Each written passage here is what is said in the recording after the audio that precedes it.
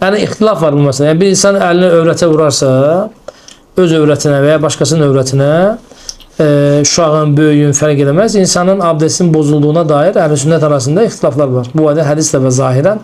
Lakin oradakı olan hədisi alimlər məkruh baba almışlar və bizim bu məsələdə fıqih alimlər arasında qəlbimizə yatan nədir?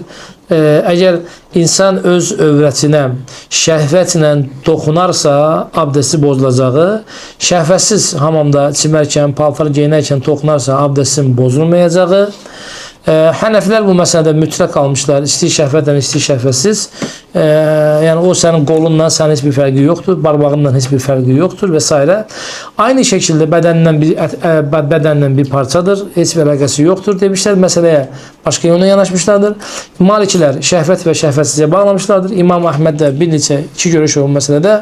İnşallah burada ixtilaf olmaqla yanaşı bizim bu məsələdə deyirik ki, şəhvətlə ən doğru, şəhvətlə toxunarsınızsa ged abdest al, şəhvətsiz, yəni mübaşirətən, birbaşa. Yəni paltar üzərindən getmir söhbət. Ged abdestini dəyiş. Yox, şəhvətsiz geyim keçirəndə, hamamda çiməndə, dəsmalla qurulananda, alt paltarı dəyişəndə, yaxud da ki, nəsə də bununla bağlı zəruri bir şey yaranarsa, nədir? Abdesti bozmaz inşallah.